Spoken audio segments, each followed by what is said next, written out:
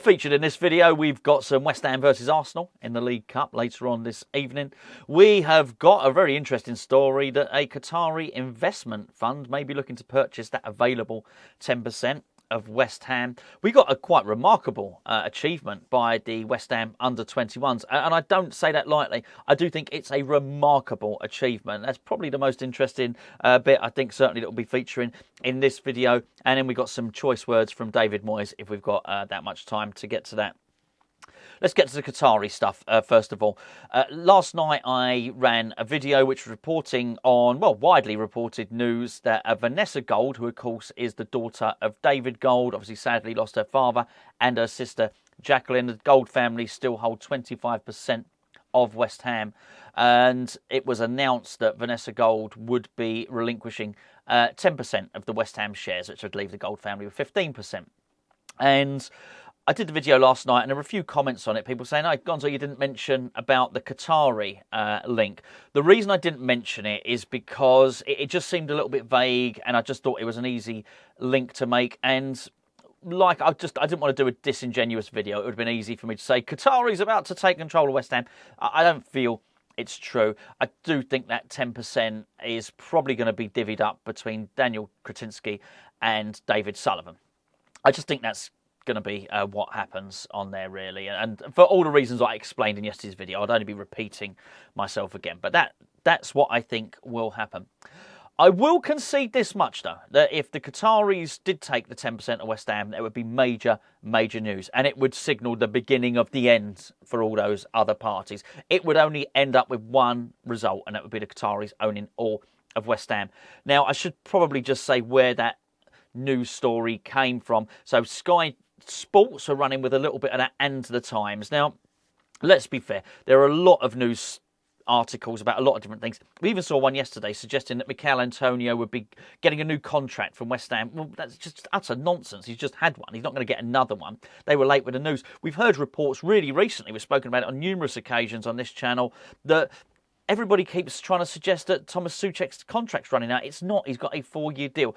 My point being, we understand that some of this news can lack accuracy. That being said, you would hope that a long-established institution like the Times, certainly a big media operation like Sky Sports, would be a little bit more reliable than some of the other outlets that I mentioned earlier on. So they are suggesting that the Qataris, and particularly the Qatari investment consortium, who were looking to get hold of Manchester United, but failed because Sir Jim Ratcliffe was the preferred bidder by the Glazers, that they might be interested in taking this 10%. And what was really interesting was the wording in the Times article that West Ham would be keen for the Qataris to have the 10%.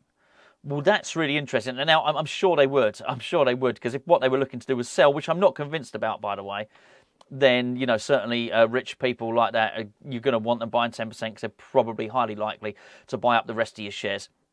I don't feel that people like Qataris and the Saudis are interested in just buying small parts of Premier League football clubs. Forget Premier League, doesn't matter if it's big Spanish football clubs, French football clubs, whoever it might be. They do so because Qatar will want a foothold in Premier League football. I'm not suggesting for a moment they regret buying Paris Saint-Germain, but I don't think it probably gave them the prominence that they desired. The world's eyes are fully focused on the Premier League. I'm not saying the world's eyes aren't focused on Paris Saint-Germain, but as a league, the French league, it gets nothing like the global views that the Premier League does. Make no mistake about it. If someone buys 10% of West Ham and they're Qatari, they're going to buy all of it, and we become major big players. It would only be a matter of time before that 10% became 20, 30, and then eventually the ownership in its entirety. So there you go. There are stories out there. I'm not sure how much I believe them, but people ask my opinion on it. That's it. I don't have a massive opinion, but believe you me, as I mentioned, if that news comes to pass, then you'll be hearing all about it on this channel and every other channel, every other website. I've no doubt about it. I spoke about the under-21s. The under-21s produced a remarkable achievement last night. And I just want to pop this up here. It's in the EFL Trophy last night. West Ham United won again. They won 1-0. This is not an easy thing to do because West Ham are top of their group at the moment. I'd say top of our group.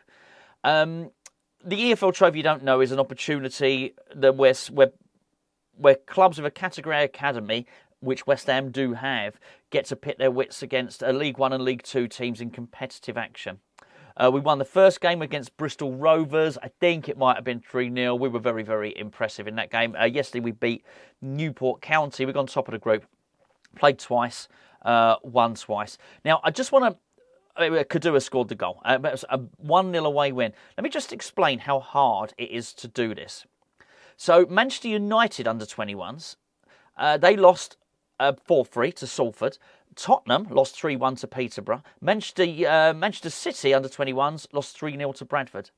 These are Premier League academies just like ours. We are doing amazingly well. And it just goes to show you the quality that we have in our squad at the moment. We have a wonderful, wonderful batch of young players who are proving themselves at every measurable metric that you can, be it the Youth Cup. A lot of these same players were in the Youth Cup, which is the age below, but obviously they were younger last year. We won the Youth Cup last year. We destroyed Arsenal in the final, destroyed Southampton in the semi-final. They were given that test, they passed it. This season they've stepped up under 21, the same players. They are absolutely blitzing. I say blitzing it. In Premier League 2, we're third. But we are rampant. I'm 5-0 the other day. Callum Marshall scoring a hat-trick.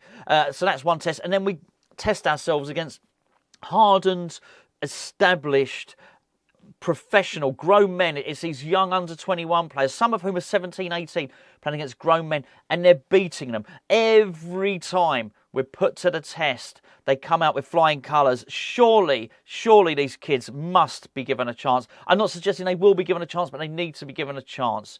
I just think it's absolutely miraculous what they're doing. They're the best crop of young talent that we've had for quite some time at West Ham. Just finally, I said I'd mention David Moyes. Not a lot. It's just about ahead of tonight's game against Arsenal, really. David Moyes has said he is going to take it seriously, but the Carabao Cup is probably the third choice. He said Premier League, then Europe, then Carabao Cup. He's got a couple of injuries, but he said he's going to take it seriously, heap lots of praise, blowing lots of smoke up Mikel Arteta's what's it? And... I think he's going to go pretty strong. I do think he'll take this seriously. If he was asked any of the tough questions, which would have been, like reports in the... I would have asked him, there have been reports in the news suggesting you've got 3 games left to save your job. What's your response to that? If he was asked that question, I don't think he was. If he was, I certainly didn't see the answer in the transcript. Would be interesting to know. Not that I think ideally, overly it would help, but I do wonder if he knows... that the clock's ticking. He might not think the clock's ticking. He might look at the league and think, well, hold on, we're in 9th position. Why would I be under any pressure at all? But it does seem like he's under pressure. It does seem like, whilst not a hugely important game, it does carry some significance, the game against Arsenal this evening. I've not completely given up hope of us winning it, but that would be predicated upon Arsenal fielding a weakened team and us going in strong and really absolutely going for it. I actually think we can win the game, but we've got a horrendous record against Arsenal under David Moyes. Most, and maybe it's just hope, a fool's hope, that I would think that maybe we can get a result against them. But I wouldn't rule it out. I really wouldn't. And I do think if we win this game, it would create a massive feel-good factor going into the latter stages of this competition. Yeah, you never know. Maybe that's just what winning a trophy does. Allows you to dream a little bit more. Right, I'll catch you an hour and 5 minutes before kick-off over on the main channel this evening.